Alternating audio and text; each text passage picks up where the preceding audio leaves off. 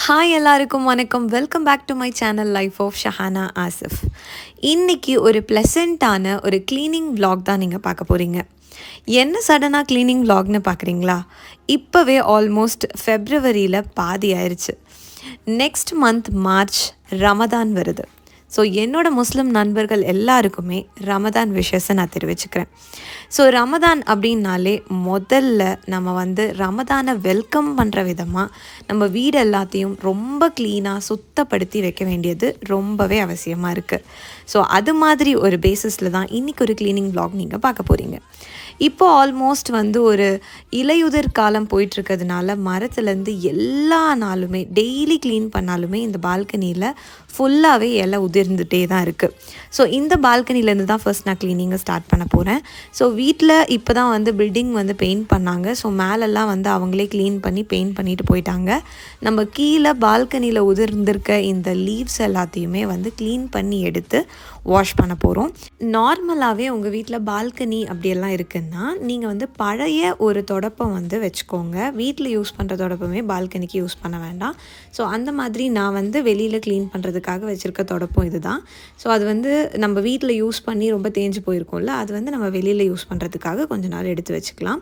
So இப்போ இந்த இலையெல்லாம் நான் க்ளீன் பண்ணி எல்லாத்தையும் வாரி எடுக்க போகிறேன். இந்த பால்கனி ரொம்ப குட்டி, வித் ரொம்ப கம்மி, ரொம்ப நம்ம ஒரு ஆள் நின்னாலே அதுக்கு மேலே எதுவுமே பண்ண முடியாது, அந்த மாதிரி ஒரு ரொம்ப குட்டியான பால்கனி தான். ஸோ க்ளீன் பண்ணுறது பெரிய சேலஞ்சிங்காக ஒன்றும் இருக்காது. நம்ம இந்த லீவ்ஸ் எல்லாம் எடுத்துகிட்டு மெயினாக நான் ரமதான் டைமில் என்ன மெயினாக க்ளீன் பண்ணுவேன்னு பார்த்தீங்கன்னா, இந்த விண்டோஸ் மெயினாக எங்கள் வீட்டில் எல்லா விண்டோஸுமே இந்த மாதிரி ரொம்ப பெரிய பெரிய நல்ல மாடுலர் டைப் விண்டோஸாக தான் இருக்கும். பட் பெங்களூரை பொறுத்த வரைக்கும் ரொம்ப டஸ்ட்டு வரும். ஸோ அதுக்காகவே நான் விண்டோஸை மெயினாக இந்த மாதிரி நல்லா சோப்பு போட்டு க்ளீன் பண்ணி எடுத்துகிட்ருக்கேன். அதுக்கப்புறமா இந்த பால்கனியில் இருக்க இந்த ஸ்டீல் ராட்ஸ் எல்லாம் இருக்குது இல்லையா, அதெல்லாமே நான் சோப் போட்டு க்ளீன் பண்ணி எல்லாத்தையும் எடுத்துகிட்ருக்கேன். இது ஒகேஷ்னலாக ரொம்ப ரேராக நான் பண்ணுறது தான். நார்மலாக நான் கூட்டி எடுத்துடுவேன், குப்பைலாம் இருந்துச்சுன்னா கூட்டி எடுத்துகிட்டு தண்ணி போட்டு வாஷ் பண்ணிடுவேன். பட் இந்த மாதிரி இந்த சோப் போட்டு இதெல்லாம் தேய்ச்சி கழுகுறது ரேராக தான் பண்ணுவேன். ஸோ இது ரமதான் டைமில் பண்ணும்போது இன்னுமே எனக்கு ஒரு சாட்டிஸ்ஃபைடாக ஃபீல் ஆகுது. அடுத்ததாக என்னோடய மாஸ்டர் பெட்ரூமை தான் நான் க்ளீன் பண்ணிகிட்ருக்கேன். ஸோ மெயினாக ரமதான் டைம் நம்ம க்ளீன் பண்ணும்போது மெயினாக நான் கான்சன்ட்ரேட் பண்ணி க்ளீன் பண்ணுறது பார்த்திங்கன்னா, ஸ்க்ரீன்ஸ் எல்லாத்தையுமே நான் வாஷ் பண்ண போட்டுருவேன். நார்மலாக ஒரு 4 months ஒன்ஸ் தான் நான் ஸ்க்ரீன்ஸ் ரிமூவ் பண்ணி வாஷ் பண்ணுவேன். பிகாஸ் ஸ்க்ரீன்ஸ் அப்பப்போ ரிமூவ் பண்ணி வாஷ் பண்ணால் ராடும் லூஸ் ஆயிடுது. அதே மாதிரி அதில் இருக்க அந்த ரிங்ஸ் எல்லாமே ரொம்ப லூஸான மாதிரி எனக்கு ஃபீல் ஆச்சு. ஸோ மெயினாக ஸ்க்ரீன்ஸ் எல்லாமே நான் 4 months ஒன்ஸ் அப்படி பண்ணுவேன். ஸோ இப்போ ரமதான் டைமில் நான் பண்ணுறேன். நார்மலாக என்னோடய மாஸ்டர் பெட்ரூமை ஃபுல்லாக நான் ஒட்டடை அடித்து பெட் எல்லாத்தையும் ரிமூவ் பண்ணி, பெட்டுக்கு மேலே போட்டிருக்க கவர் அதெல்லாம் ரிமூவ் பண்ணி, பெட்டுக்கு கீழே எல்லாத்தையும் க்ளீன் பண்ணி, ஸோ இந்த மாதிரியான எல்லா க்ளீனிங்குமே நான் பண்ணிகிட்ருக்கேன். அதுதான் நீங்கள் இப்போ பார்த்துட்ருக்கீங்க. யூஷுவலாகவே பெட்டுக்கு கீழே ஏதாவது வச்சா ரொம்ப டஸ்ட்டு வருது. நான் எதுவுமே வைக்கிறதில்ல. அப்படி இருந்துமே பெட்டுக்கு கீழே டஸ்ட்டு நிறைய வந்துகிட்டே தான் இருக்குது. ஸோ ரேண்டமாக நான் எப்போ க்ளீன் பண்ணாலுமே இங்கே இந்த அளவுக்கு டஸ்ட் வரும். ஸோ இப்போ நான் அது க்ளீனிங்லாம் முடிச்சாச்சு. ஸோ அகெயின் நான் பெட் கவர் சேஞ்ச் பண்ணிவிட்டு நம்ம எப்படி போடணுமோ அதுக்கேற்ற மாதிரி போட்டுட்டு, இப்போ பெங்களூர்லேயே ரொம்ப ரொம்ப வெயிலாக தான் இருக்குது. ஸோ சென்னைலாம் எப்படி இருக்குன்னே தெரியல, அம்மா வீட்டுக்கு போனால் தான் தெரியும். பெங்களூர்லேயே இப்போ ரொம்ப வெயில் தான். யூஷுவலாக நான் பாலிஸ்டர் பெட்ஷீட்ஸ் தான் பெங்களூரில் யூஸ் பண்ணுவேன் வீட்டில். பட் இப்போது இருக்க காலகட்டத்தில் பார்த்தா இருக்க வெயிலுக்கு பாலிஸ்டர்லாம் போட்டால் ரொம்ப வெந்து போகுது. ஸோ நான் ஏதோ காலம் வாங்கின காட்டன் பெட்ஷீட்லாம் கண்டுபிடிச்சி எடுத்து போட்டுட்ருந்தேன். ஸோ ரமதான் க்ளீனிங் அப்படின்னும் போது மனசே ரொம்ப சாட்டிஸ்ஃபைடாக இருக்கும். பிகாஸ் ஒரு ஹோலி மந்த் ஃபார் முஸ்லிம்ஸ்ன்னு சொல்லுவாங்க ரமதான். ஸோ அப்படி ஒரு புனிதமான மாதம் வரப்போகுது அப்படிங்கிறது ரொம்ப ஹாப்பி அண்ட் சாட்டிஸ்ஃபைடாக இருக்குது. ஸோ நம்ம வீடு க்ளீனிங்கில் மெயினாக நம்ம எப்போவுமே கான்சன்ட்ரேட் பண்ண வேண்டிய ஒரு க்ளீனிங் தான் பாத்ரூம் க்ளீனிங். பாத்ரூம் க்ளீனிங் நார்மலாக நம்ம டே டு டே லைஃப்லேயே ஒரு 2 weeks ஒன்ஸ் பாத்ரூமை டீப் க்ளீன் பண்ண வேண்டியது ரொம்பவே அவசியம். அதே மாதிரி நானும் எப்போவுமே பண்ணுவேன். பட் இப்போ ரமதான் க்ளீனிங் vlog போடுறதுனால நான் உங்களுக்கு பாத்ரூம் க்ளீனிங்குமே காட்டிடலாம் அப்படின்னு சொல்லி, எங்கள் வீட்டில் 2 பாத்ரூம் இருக்குது. ஒன்று அட்டாச் பாத்ரூம் அண்ட் ஒன்று காமனாக ஹாலில் ஒரு பாத்ரூம் இருக்குது.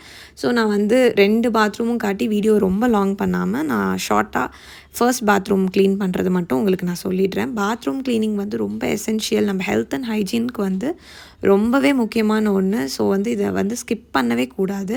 பாத்ரூம் நம்ம க்ளீன் பண்ணும்போது எவ்ரி நூக் அண்ட் கார்னர் பார்த்து ரொம்ப ரொம்ப பக்குவமாக அதுக்குன்னு லிக்விட்ஸ்லாம் வாங்கி க்ளீன் பண்ண வேண்டியது ரொம்ப அவசியம். அண்ட் அதே மாதிரி டேப்ஸ் வந்து நிறைய பேர் பாத்ரூம் க்ளீன் பண்ணும்போது க்ளீன் பண்ண மாட்டீங்க.